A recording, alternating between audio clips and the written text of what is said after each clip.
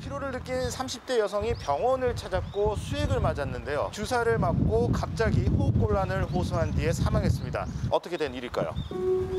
먼저 유가족들을 만나봤습니다. 텅 빈 방 안, 아직 어머니는 딸이 떠났다는 사실을 믿을 수가 없는데요.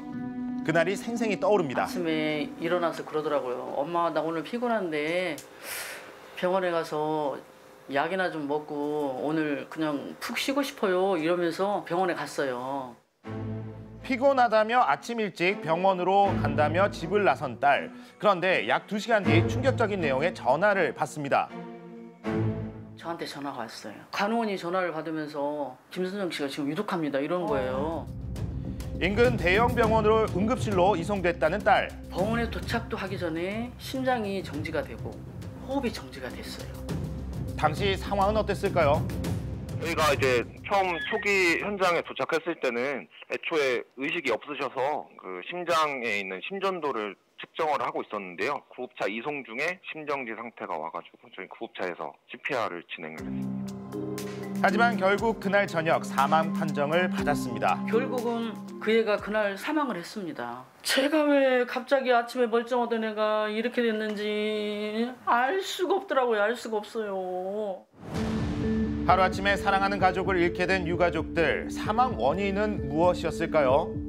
자, 고인의 사망 진단서입니다. 전신 알레르기로 인한 쇼크사가 의심된다는 건데요.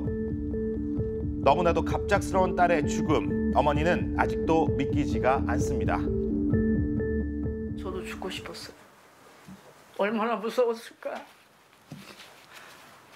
주사를 맞는다면 엄마를 데리고 가지. 왜 혼자 가서. 내 잘못인 것 같아서 내가 사는 것도 죄송하고, 응?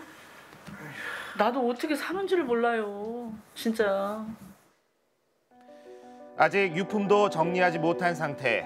어떻게 이렇게까지 된 건지 의문만 가득합니다. 의문이 여러 가지로 많죠. 조치를 뭐를 했길래 뭐 자기들은 뭐 적정량을 뭐 적정하게 뭐 했다는데 CCTV를 볼 수가 있어요. 뭐를 할 수가 있어요. 우리는 뭐 아무것도 모르니까. 결국은 사망으로 몰고 간 이 상황을 나는 이해가 안 되는 거예요.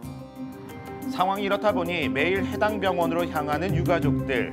그날의 진실이 무엇인지 시위를 이어가고 있는데요. 딸이 이 죽음을 당했는데 제가 할 수 있는 일이라고는 이 시위밖에 없고요. 이 사실이 명명백백하게 나올 때까지 시위를 할 거예요. 현재 유가족들은 경찰에 수사를 요청하고 부검을 의뢰한 상태입니다. 그렇다면 해당 병원의 입장은 어떨까요?